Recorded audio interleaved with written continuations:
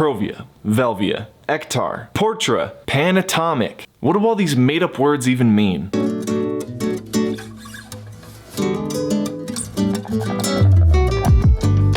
Hello everyone, welcome back to Canon Camera Co. My name is Matt, and today we're going to be looking at another expired film stock since we got such a great response in the last video. So today's film stock of choice is going to be the Panatomic-X. As I joked at the top of this video, it seemed like film manufacturers used to just make up words to name their films. I'm looking at you, Fuji. But it's not all gibberish. Panatomic is clearly a combination of the words pan as in panchromatic and atomic as in bombs. Most likely atomic because the grain is it's a fine grain film stock, you know, like the size of an atom, like super small, super fine. That's my guess, I don't know. If you worked at Kodak, let me know. If you want a super brief rundown of what panchromatic means, I mentioned it in our last video here. So Panatomic-X is a fine grain black and white film stock that was introduced in 1933 and was discontinued in the mid-80s around the time people realized that 32 ISO is criminally slow for film. This box of Panatomic-X was expired in 1972, and according to this very legit light meter, the lowest we can rate this film is 3 ISO. But we're not going to do that. I'm pretty confident that this film was cold stored for most of its life, so I think we're safe to rate this at 32 ISO, but heck, let's rate it at 25. Now let's talk about the camera we'll be using. The AE1 is great, but it's not quite deluxe enough. Enter the Canon VT Deluxe.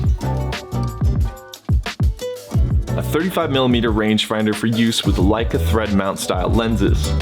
In 1957, nearly 20 years before the AE1 was introduced and just before camera conventions were concrete, the VT Deluxe was released. In many ways, this is a very familiar rangefinder to use.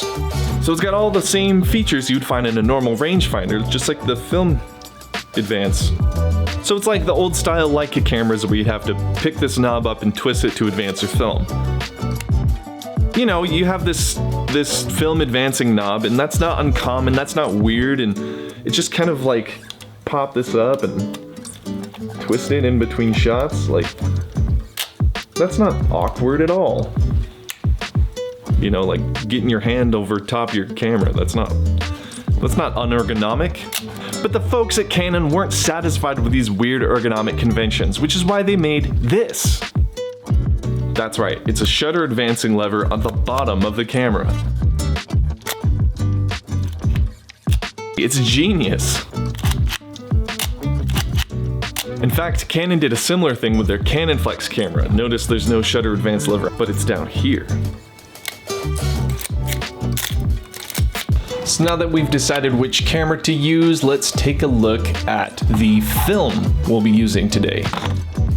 As I mentioned, we'll be shooting the Panatomic-X. This is a fine grain black and white film stock. These specific boxes expired in 1972 with 32 ASA, as you can see there in the box. Something so cool about opening these almost time capsule-like boxes of film, seeing how it's so well preserved. You can just see that there's a lot of care put into it. And hey, there's even a developing chart there, and we got D76, which is what we'll be using. 7 minutes in the soup. I love these old paper wrappings around the film.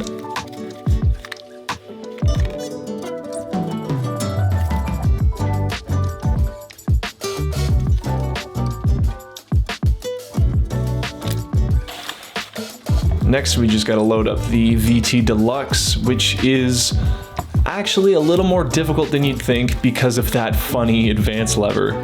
Because you gotta thread it in there like that, and normally you would just use your thumb, but now you've gotta grab the camera in this funny kind of way.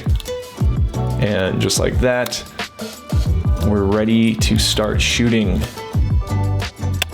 You have to actually set the frame counter yourself, and it counts back from 36. But I was wrong, and it actually was 20 exposures. Oops.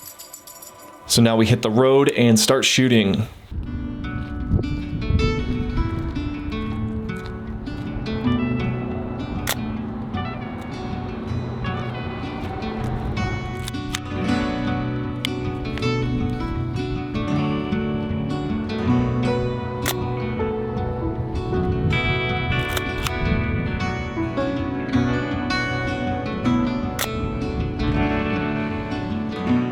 So easily one of my biggest gripes with this camera is the viewfinder slash rangefinder.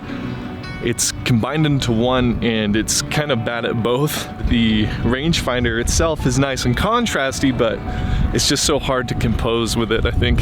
It's not hard, it's just like a little more difficult.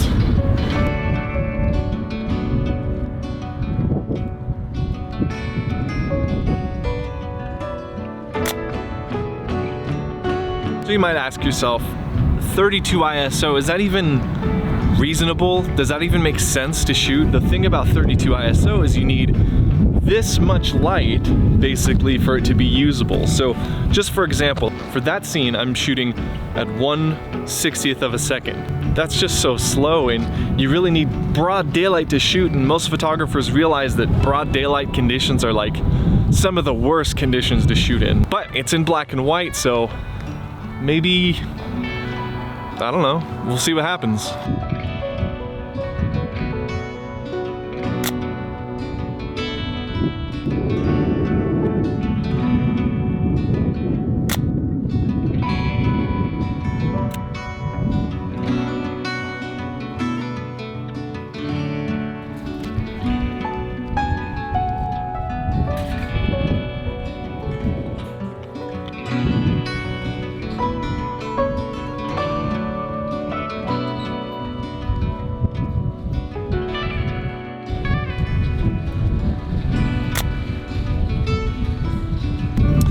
So to shoot this film, I'm at this abandoned industrial area. As you can tell, there's a lot of silos and tubes and pipes and industrial things around. I like this setting because there's a lot of light playing with the geometry.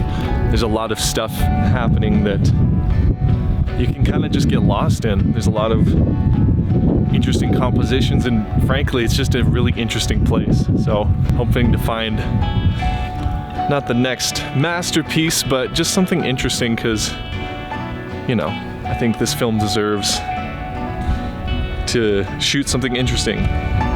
Hopefully it looks cool. Hopefully it comes out.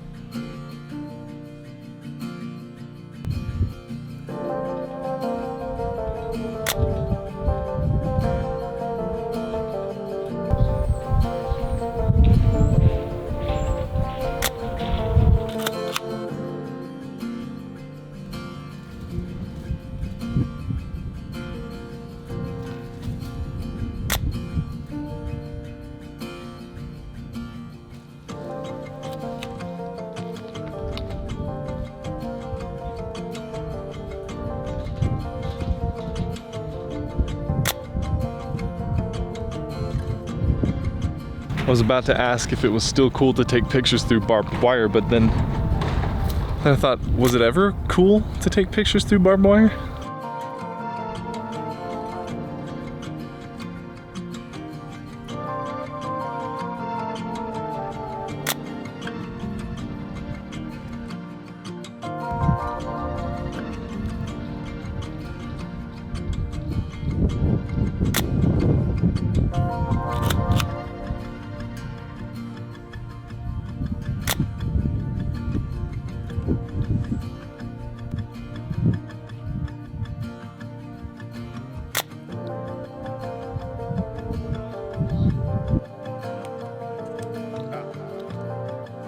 So, back and it's the next day, got the film, and once again everyone, I am just blown away that 50-year-old expired film can look as good as it does.